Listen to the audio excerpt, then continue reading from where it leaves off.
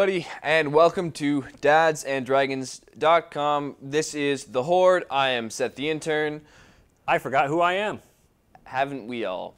And you'll notice that Daryle the Bearded Dragon is not with us today. It's a sad story. Do you want to tell him why? I do. He ran off to Mexico with his lover and died. We're working on his eulogy now. So, as we do, we're here to talk about some games. Some VR games. Oh, that's really unfortunate. I've been boning up on chess, checkers, and backgammon. So how about you kind of lead the conversation, and I'll just pretend like I know what I'm talking about. That sounds like a plan. Great. So we got 2.25 games on our roster. We've got Batman Arkham VR coming in at $25.99 Canadian. Cha-ching. And we've got Wilson's Story? Wilson's Heart. Wilson's Heart coming in at $45.99 Canadian. As well as we've got Star Wars. Tell them about the free game. The free game. The free game. Experience. It's an experience. Experience. And that is, what's it called? The drive test, right? Yep. And that is the perfect tandem of Star Wars and Nissan. If you're looking for the perfect combination of those two things, this experience is it. You'll never get a better Nissan and Star Wars experience than this one. But, you know, we'll save that one for last. Save the best for last. Yeah. So let's kick it off with, well, there's a bit of a theme here this week, and that's story. That's right. Yeah. So in Batman Arkham VR, it's very, very story-based. That's right. We're kicking off with that. And that's why we're in the Batcave. Nice. So you're Batman, right? I'm Batman. And you get like, so you travel, well, you don't really travel. It's like you're in a static location usually, but like if you need to teleport or whatever, you get like a grappling gun, or you get to just click A when you look at stuff. You get like a little scanner to... Biometric scanner? Yeah, to look at your, you know, to deeper analyze your surroundings. Like a detective? Like a detective. And you get the Batarang, which, how can you go wrong with the Batarang? I don't think you can. I think I honestly sat there for about 5 minutes, just like seeing how fast I could chuck them out. Yep. You know? Yeah, you got to see how fast you can do it. You got to see what you can destroy with it, which for the most part is nothing. Yeah, as far as environmental interaction goes, it was kind of a little lacking. Yeah. I think as far as the storytelling goes, it was solid. Like the cutscenes were very strong. I thought the voice acting was good. What's the butler's name? Alfred. Alfred. I thought Alfred was like weirdly small. Yeah, he did seem small. Yeah. That's funny. And I didn't think about it until you mentioned it. But yeah, you're right. Like he did seem disproportionately small. Yeah, like sitting at the piano at the start of the game or whatever, and you like walk straight up to you. I'm like standing there. I'm like, this is a tiny man. Yeah. Like I could pick him up. Yeah. And like. Absolutely. But it did kind of make you feel like a big man. True. Maybe that's what it wanted. Yeah. How tall is Bruce Wayne supposed to be? I don't know. But yeah, Alfred was like a child to you. Yeah, he was tiny. And I was also a little disappointed that I can't play the piano. You can. No, you can. No, but I can't. Oh, okay. Like I would really like to see someone who can play the piano try to actually make a song happen. Well, I know a little bit, right? But I prematurely hit the button because I wanted to know what it did. I started playing some keys. I'm like, oh, this is neat. I'm going to play more with this. I'm like, what does this button do? Blinking button. And then I went down, and that was that. Yeah, it took me forever to figure out that to press the blinking button. I kept thinking, oh, well, if I take the music score on there, it'll play the music for me. No. But basically, the whole game is kind of just an interactive cutscene. It's more lore and oriented than gameplay. It's like there's not a whole lot going on there, you know? Yeah, no, it was definitely like gameplay, game interaction, fairly lacking. But yeah, absolutely, the storyline seemed good. I didn't get a chance to get really far into it, but the storyline from what I saw was very good, and graphically, like eye candy wise, really really good. Oh, for sure, absolutely. I think that's definitely one of its strong points. Yeah. Absolutely. So yeah, it was a well drawn game. Yeah, graphically really good, story wise fantastic, gameplay wise, you know. Yeah. And we said it was $25.99 Canadian. $25.99 Canadian, right? So like if you're American, that's nothing. Especially if you're an American corn farmer. But yeah, so you got all this great stuff for $25.99. I'm fairly cheap, but I would almost be willing to pay it. Mm-hmm. Oh yeah, no, I think if I was looking for a good VR experience, like if I was just starting out or I was looking to add something, you know, like if I was wanting just something new, not a bad choice. Yeah, and I only put a little bit of time into it. I've heard it's about 8 hours. I don't know if that's accurate or not, but I think that's like 100% 8 hours. I think the storyline is just like an hour and a half. But if you want to go full, I can't imagine there's a lot of side stuff going on there, really. Like it did feel fairly linear. No, but if you're you know a fan of the Batman universe, then you know, absolutely, there's no question. Yeah, if you're a Batman fan, you know, and you have the $25 to drop, it's probably a no-brainer. Yeah. If you're not that into Batman, maybe. And if you don't like Batman, I wouldn't bother. Right? Like you kind of have to be into superheroes. Yeah. And you have to be into eye candy. But if you're into like really hard-hitting gameplay, this is not your game. Yeah, that's super fair. So I guess moving on to Wilson's Heart. Creepy game. Oh yeah, no, I do. I do terribly with VR horror. It's like normal horror I'm fine with, but being immersed, I was hovering over the home button the whole time. I'm like, if something scary happens, I'm out of here. Yeah, absolutely. Yeah, no, I was tempted to take the headset off a few times, and at one point I did move the earpieces away from my ears so I'd be less immersed, and then I put them back because I realized I was cheating. Yeah, no, I like had to struggle to keep my eyes open, you know, sometimes.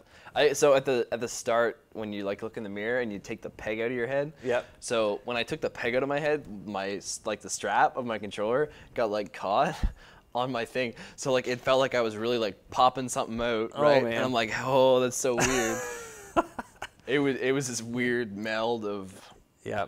I kept getting freaked out as you look around the room, and the places that you can go to and the places that you've been, you see this image of yourself. But those images kept freaking me out because I'd be like, oh, there's a person. Oh, that was, okay, that's just where I can go. Oh, person. Oh, okay, no, that's just where I can go. Yeah, no, I did the same thing. I think the actual, like, environment mechanics were really, like, lacking, you know? Yeah. Like, I thought, you know, in VR, I'm always excited to just screw around with stuff, you know? Yeah. Like, I'll pick up bottles and try to take the tops off and stuff. Or, you couldn't do any of that. Yeah, you can't do any of that. Yeah. And, like, the most you can do is, like, pick up a bottle and break it on the ground. Yeah, I did knock the cast off of the in the bed. Oh, yeah? Yeah, I did play with some of that. You could smash the bottles. Yep. Which was nice, but yeah, you can't take the lids off. You can't eat any of the, like, I was kind of hoping to drink some of the cough syrup and see what would happen. Yeah. No. And, like, you can't, there's, like, designated places where you can actually go. Yeah. Which, like, kind of very much limits it. Yeah. Although there's something to be said for that because, like, then you can't run away from things if it's scary. And that's like, true. Yeah, it does force you to be, and you're like, I don't know if I want to go there. I think being helpless is one of the big points of a horror game. So it's like it works with. So that. yeah, I guess it does work with that for sure. Graphically and like style-wise, I think like super strong. Yeah, I think graphically this is by far the best graphics I've seen in a game in VR so far. Like, just one example, there's a photograph. You pick up the photograph and you can see, just like you would, so you can see not only the texture of the photograph in the light, but as you move the photograph around, you can tell that the light is in an actual stationary position in this world. And by how you move that photograph, and if you turn it different ways, it acts like a real photograph would. Right? I was just so impressed with that. And there's other things as well, but that was like, for me, that was the clincher. That's when I'm like, this is it. This is the best graphics I've seen in a game yet. It's really good, and the style's really good too. And I think the story, seems like really engaging. I've heard a lot of good things about it, and it's coming in at a little bit more expensive, of course. It is. It's like what, $46? Yeah, in the $46 range. And again, I'm really cheap, and I'm not that into horror games, so I wouldn't pay it. If I was into horror games, Yeah. I think maybe I would, just on the graphics alone, and yeah, and again, I'm trying to imagine myself being a person that's into horror games. Yeah, no, that's fair. Like, I know I like a lot of horror games, but being in a VR horror is completely different, you know? Yeah, Like, it's worse. yeah. Yeah, I don't like horror generally. Like, I'm not even really great with horror movies. So, like, horror VR is, like, the worst. It is definitely the worst. And then when it's graphically that there, right? Like, when the rat jumped out of the cabinet, Yeah. I nearly peed my pants. Like, I'm not going to lie. I almost did. It was like opening doors was like the most stressful Yeah, thing for you're me. like, It I was don't like wanna because do it. you hear the music and it's like, oh, I gotta do it, but I And don't there's want to. voices, too. Did you notice that? Like, Yeah, like yeah. And if you turn your head, too, the voices, like, it's directional, Yeah, right? Like, it's, yeah. which makes it worse. No, but like when you're like every time you, or like a lot of the times when you open like doors like that seem important, like the music swells and you're like, Yep. I I don't want to do it. I'm going to go back and look over there. Yeah. But yeah, no, I think overall solid game. Again, gameplay wise, there's not really much to do. It's you kind of look at stuff and solve things that go together. Like, oh look, a key, Yeah. or like, oh, I need to do this to whatever. Yeah, but yeah, just like the Batman game, it's really more about the storyline. Yeah, yeah, for You're, sure. you're kind of stuck in this linear environment, and yeah, and if you're into getting your pants scared off, it's definitely a good game. And looking good doing so. Yeah, that's important. Yeah. That's why I wear this.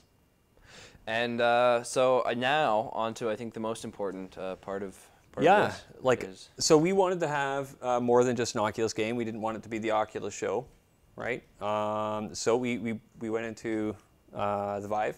Yep. And we picked out probably the best game that's ever been made in VR, or experience. Sorry, experience.